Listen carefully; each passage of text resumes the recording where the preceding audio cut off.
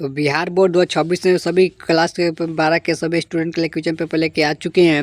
Intermediate examination 2026 यानी Bihar board class 12 का exam अगर तो बिहार बोर्ड में 2026 में अगर देने जा रहे हैं तो आपके लिए क्वेश्चन पेपर लेके आ चुके हैं। जियोग्राफी यानी के भूगोल का वैसे क्वेश्चन पेपर होने वाले हैं। जो बोर्ड एग्जाम आपको देखने को मिलने वाले हैं सेम इसी प्रकार क्वेश्चन रहने वाले हैं। तो देखिए भूगोल का क्यों यहाँ पे सब्जेक्ट का कोड भी लिखा गया है कि 323 सब्जेक्ट का कोड दिया गया है। तो इंटरमीडिएट जीके जितने भी एग्जाम को 2024 में देने जाते हैं इस वीडियो को देख कर जाएगा। सभी के लिए क्वेश्चन पेपर लेके आ चुके हैं। जितने भी क्वेश्चन बताएंगे सारे के सारे यहाँ पे जितने भी क्वेश्चन सब्जेक्टिव क्वेश्चन होने वाले हैं और आपको टोटल यहाँ पे 20 क्वेश्चन बताएंगे जिसमें कि 10 क्वेश्चन आपको बोर्ड एग्जाम में बनाना है। ठीक है, एग्जाम में अगर 20 क्वेश्चन 2 नंबरिया जो रहेगा उसमें से दो सारे के सारे 2 नंबर वाले क्वेश्चन सुना ले तो एग्जाम में सिर्फ 10 ही क्वेश्चन बनाना है। ठीक है, तो इस वीडियो को देख लीजिए अंत तक। तो आपका जितने भी अगर 2 नंबर वाले क्वेश्चन है ना उस एक भी क्वेश्चन ऐसा नहीं छूटने वाले हैं।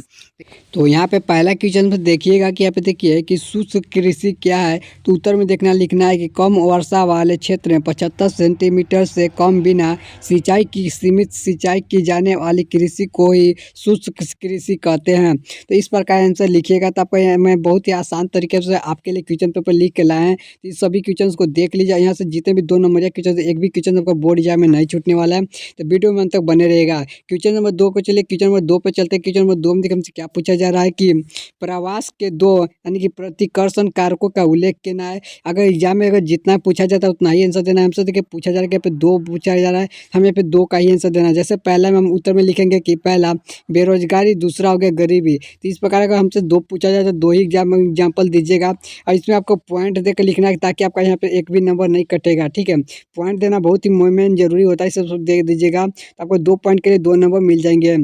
चलिए क्वेश्चन नंबर 3 पे चलते हैं। क्वेश्चन नंबर 3 पे सब लोग चलते हैं। क्वेश्चन नंबर देखिए 3 में देखिए हमसे क्या पूछा जा रहा है। इसमें देखिए कि गेमा सिटी क्या है। जो गेमा सिटी है वो क्या है। तो उत्तर में देखिए आपको कैसे लिखना है कि 10 मिलियन या 1 करोड़ या उससे अधिक जनसंख्या वाले नगर को ही गेमा सिटी कहते हैं। यानी कि क्या हमने बहुत आसान समझो क्या बताया कि 10 मिलियन वाले, ठीक है, 1 करोड़ का उसमें अधिक जनसंख्या वाले नगर मेगा सिटी को ही कहते हैं। ठीक है, तो इतना आसान भाषा में बताएं। इसको कॉपी में लिख लीजिए, चाहे जैसे भी वो एग्जाम इस बार छप जाने वाला है तो इसको एकदम याद कर लीजिएगा ताकि यहाँ से भी आपका एक भी नंबर नहीं कटेगा। चलिए क्वेश्चन नंबर 4 पे चलते हैं। क्वेश्चन नंबर 4 पर सब लोग ध्यान से। इसमें देखिए क्या पूछी जा रही है कि वर्षा जल संग्रह तकनीकी क्या है। यानी कि वर्षा को यहाँ पर संग्रहित करने के लिए तकनीकी क्या है। उत्तर में देखिए लिखना है कि वर्षा यानी कि वर्षा जल को संग्रहित करने के लिए भविष्य में का उपयोग हेतु सुरक्षित रखने के लिए तकनीकी का वर्षा जल का यहाँ पे जल का संग्रहण करते हैं। तो इसको क्या करते हैं तो संग्रहण कहते हैं। इस प्रकार देखिए पैदा होता है कि क्या होता है कि यहाँ पे एक डैम तरी बनाया जाता है जहाँ पे पानी की जहाँ पे रेत की कमी होती है वहाँ पे बनाया जाता है जहाँ से यानी कि जो पानी गिरता है उसमें आकर टंक में भर जाता है जिसको बाद में यूज किया जाता है। तो इस प्रकार यहाँ पे इसका वर्षा जल क्या पे इनकी संग्रहित तकनीकी किया जाता है। चलिए अगले क्वेश्चन में चलते हैं। क्वेश्चन 5 में चलो ध्यान से। क्वेश्चन 5 में देखिए हमसे क्या पूछा जा रहा है। इसमें देखिए कि जनसंख्या संगठन क्या, जो जनसंख्या घटा संगठन है क्या है।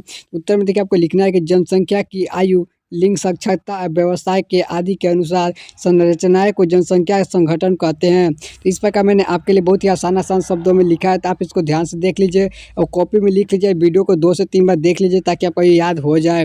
चलिए क्वेश्चन नंबर 3 पे चलते हैं। क्वेश्चन नंबर 6 पे छठे नंबर चलते हैं। क्वेश्चन नंबर 6 में देखिए हमसे क्या पूछा जा रहा है कि निश्चितवाद और यहाँ पे संभवता के बीच अंतर करना है। यानी कि जो निश्चितवाद है यहाँ पे संभाव्यता है उसके बीच अष्टपट करना। तो उत्तर में लिखना है कि निश्चितवाद का ही अनुसार मानव की क्रिया प्रकृति द्वारा नियंत्रित होती है, जबकि संवाद में थे मानव की प्रकृति भीतर रहती हुए अपने विकल्प को चुन सकता है। तो इस प्रकार मैंने यहाँ पे आसान शब्दों में आपके लिए लिखा है, तो इसको देख लीजिए और अच्छे से इसको याद कर लीजिएगा।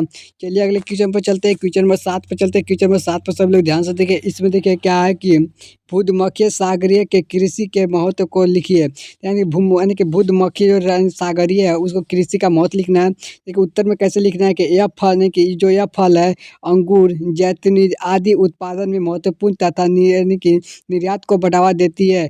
जैसे कि कोई भी अगर बाढ़ आती है तो वहाँ पे कुछ जमाट हो जाता है जिससे जो कि रेत तो जम जाते हैं उसमें फिर यहाँ पे क्या होता है यहाँ पे फसल जो अंगूर की जाती है, जैतून की की जाती है, इस प्रकार की फसल उपजाई जाती है।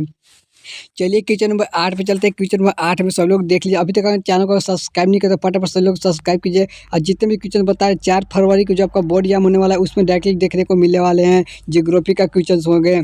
चलिए क्वेश्चन नंबर 8 में देखिए क्या है कि सौर ऊर्जा के 2 यानी कि 2 नवीकरणीय स्रोत का नाम लिखना है। यहाँ पर अनवीकरणीय पूछा गया तो अनवीकरणीय लिखना है। उत्तर में जैसे कि इसका उदाहरण दे दी कि पहला पॉइंट में लिखना है कोयला, दूसरा पेट्रोल। यानी कि अनवीकरणीय में कोयला पेट्रोल दोनों आते हैं, इसको भी याद रखिएगा। कभी कभी एग्जाम आपको कोयला दे के पूछ देगा कि कौन सा संसाधन है, पेट्रोल दे के पूछ देगा कौन सा संसाधन है। तो इस बात को याद रख लीजिएगा ताकि यहाँ से भी एग्जाम में नंबर 2 नंबर यहाँ से आपको कोई भी नहीं काटेंगे। चलिए क्वेश्चन नंबर 9 पे चलते हैं। क्वेश्चन नंबर 9 में देखिए क्या है कि भारत के 4 यानी कि तांबा उत्पादन केंद्रों का उल्लेख करना है। जैसे मैंने उत्तर में पहले से लिख दिया है कि खेती यानी कि खेतियाड़ी, दूसरा में हो गया सिंहभूम, तीसरा में हो गया कि मल्टाज खंड, तीसरा में हो गया, चौथे नंबर पर हो गया कि बालाघाट। यानी कि इस प्रकार मैंने 4 पूछा गया तो मैंने 4 यहाँ पर ऑप्शन दे दिए हैं और चारों के चारों पॉइंट दे के लिख दिए हैं। चलिए अगले क्वेश्चन चलते हैं। क्वेश्चन नंबर 10 में सब लोग ध्यान से देखिएगा। इसमें देखिए क्या है कि भारत के 4 सूती वस्त्र उद्योग के केंद्रों के नाम लिखना है। यानी भारत में वैसे 4 सूती उद्योग जहाँ पर वस्त्र का उद्योग केंद्र से है, नाम उसको लिखना है। जैसे पहले में उत्तर में मैंने लिखा है, पहला में मुंबई, दूसरा में जैसे लिखा है कि अहमदाबाद, तीसरा नंबर पर लिखा है कानपुर और चौथे नंबर पर लिखा है कोयम्बटूर। यानी इस प्रकार हमने 4 पॉइंट देकर 4 को लिख दिया क्योंकि हमें 4 जगहों का नाम पूछा गया था। चलिए क्वेश्चन नंबर 11 चलते हैं। क्वेश्चन 11 में सब लोग ध्यान से 11 में क्या है कि मानव विकास से आप क्या समझते हैं, यानी मानव विकास आप क्या समझते हैं। उत्तर में देखिए कैसे उत्तर देना है कि मानव की शिक्षा के स्वास्थ्य और जीवन की स्तर को सुधार की प्रक्रिया को ही मानव विकास कहते हैं। तो मैंने आपके लिए बहुत ही आसान शब्दों में एकदम लिख दिया है। तो इस पर आंसर को जाइए और बिना राटा मारे ही एग्जाम में एकदम देकर एकदम लिख कर आ जाइए क्योंकि एग्जाम आपका कोई भी नहीं काटेगा। क्योंकि एग्जाम में 20 क्वेश्चन रहेगा तो यहाँ पे 2 ही क्वेश्चन बनाने हैं। एग्जाम में जो टोटल रहेगा 20 क्वेश्चन रहेगा जिसमें कि आपको ठीक ओनली 10 क्वेश्चन बनाना है।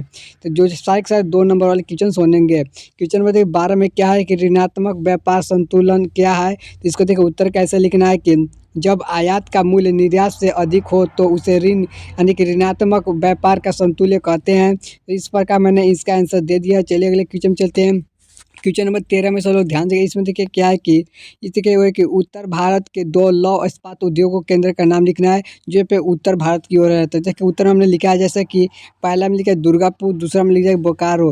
हमने 2 पॉइंट पूछा था, 2 को हमने बता दिया क्योंकि हमें 2 ही पूछा गया था लौह इस्पात का उद्योग। चलिए अगले क्वेश्चन चलते हैं। क्वेश्चन नंबर 14 में सभी लोग ध्यान से देखिए। इसमें देखिए क्या है कि भूमि निम्नीकरण के 2 कारणों का उल्लेख कीजिए। यानी कि भूमि निम्नीकरण हो रहा है उसके कारण 2 पे 2 पूछा गया है। तो आपको देखिए उत्तर में लिखना है। ठीक है, यहाँ पर उत्तर में देखिए लिखना है, यहाँ पर है उत्तर में है कि वनों की कटाई या दूसरा होगा कि अति सिंचाई। तो इस प्रकार यहाँ पे कि दोनों के दोनों हमने आंसर दे दिए। चलिए अगले क्वेश्चन पे। क्वेश्चन नंबर 15 में सब लोग ध्यान से देखिए। इसमें देखिए क्या है कि 15 नंबर में है कि प्रदूषण तथा यानी कि प्रदूषक के में क्या अंतर है। तो देखिए उत्तर में लिखना है कि पर्यावरण में हानिकारक परिवर्तन को प्रदूषण कहते हैं जबकि उसे उत्पादन करने वाले तत्वों का प्रदूषक कहते हैं। यानी कि क्या कहते हैं, तो देखिए जो वातावरण में होता है उसे क्या है तो प्रदूषण कहते हैं और जो यहाँ पे यानी कि उत्पन्न किया जाता है उसे क्या कहते हैं प्रदूषक कहते हैं। इस प्रकार मैंने आसान शब्दों में आपके लिए क्वेश्चन पेपर लेके आ चुके हैं। तो इस देख लीजिएगा ध्यान से। चलिए अगले क्वेश्चन चलते हैं। क्वेश्चन नंबर 16 में सब लोग ध्यान से। क्वेश्चन नंबर 16 में देखिए क्या है कि भारत के 2 अंतर्राष्ट्रीय हवाई अड्डे के नाम लिखने हैं। जैसे कि मैंने यहाँ पे उत्तर में लिखा है कि पहला में लिखा है कि इंदिरा गांधी अंतर्राष्ट्रीय हवाई अड्डा दिल्ली जो कि दिल्ली में वहाँ पे स्थित है। दूसरा का में लिखा है कि छत्रपति शिवाजी महाराज जो अंतर्राष्ट्रीय हवाई अड्डा है जो कहाँ में मुंबई में स्थित है। तो मैंने 2 पूछा गया तो 2 का आंसर दे दिए गए हैं। चलिए अगले क्वेश्चन पे चलते हैं। क्वेश्चन नंबर 17 में सब लोग ध्यान से। क्वेश्चन नंबर 17 में क्या है कि मानव भूगोल को परिभाषित की जाए। जो मानव भूगोल उसको परिभाषित करना है। तो उत्तर में जैसे हमने लिखा है कि मानव और पर्यावरण के बीच संबंधों के लिए अध्ययन को मानव भूगोलिक कहते हैं। इस प्रकार मैंने आसान शब्दों में लिखा था। आप इसको 2-2 लाइन का सभी क्वेश्चंस के लिए आपको 2-2 नंबर मार्क्स मिलने वाले हैं। तो सभी क्वेश्चंस को ध्यान से देखिएगा। अब वीडियो को रोक कर याद कर लीजिए। अब इसको स्क्रीनशॉट ले लीजिए फ़ोन में सभी लोग। चलिए क्वेश्चन नंबर 18 पे देखिए। क्वेश्चन नंबर 18 में देखिए क्या है कि अशोधित मृत्यु दर की गणना कैसे की जाती है। उत्तर में लिखना है कि 1 वर्ष में हुई कुल मृत्यु दर की कुल जनसंख्या इंटू 1000 से गुना कीजिएगा तो आपका एक मृत्यु दर होती गणना हो निकल जाएगी। एक तरह समझिए कि आपका ये फार्मूला, ठीक है, आपका क्या है फार्मूला बेस है, इस प्रकार हो जाएगी। चलिए अगले क्वेश्चन चलते हैं। क्वेश्चन में देखिए 19 नंबर से लोग ध्यान से। क्वेश्चन नंबर 19 में क्या है कि आयु संरचना का क्या महत्व है। तो इसके उत्तर में लिखना है कि इससे कार्यशील जनसंख्या पर निर्भर अनुपात और भविष्य की जनसंख्या में वृद्धि को पता चलता है। तो इस प्रकार मैंने आसान शब्दों में आपका भी क्वेश्चन नंबर 19 का आंसर दे दिए। चलिए क्वेश्चन नंबर 20 में ध्यान से देखिएगा कि आर्थिक भूगोल के 2 उप क्षेत्रों के नाम लिखना है। तो आर्थिक भूगोल के 2 क्षेत्रों के नाम लिखना है। तो उत्तर हमने जैसे पहले पॉइंट में लिख दिया कि कृषि भूगोल, दूसरा का में लिख दिया कि औद्योगिक भूगोल। मैंने 2 पूछा गया तो मैंने 2 यहाँ पर उप क्षेत्रों के नाम बता दिए। तो मैंने आपको इस वीडियो के अंदर, ठीक है, टोटल यहाँ पे 20 क्वेश्चन बताएं जो कि यहाँ पे सारे के सारे 2 नंबर वाले क्वेश्चन होने वाले, जो कि बोर्ड या आपको सिर्फ यहाँ पे 10 ही क्वेश्चन बनाने हैं। ठीक है, 20 में से 10 बनाने हैं। तो जितने 20 क्वेश्चन बताए 20 में से आपको यहाँ पे एकदम एग्जाम 100%, ठीक है, 100% 10 क्वेश्चन रहेगा।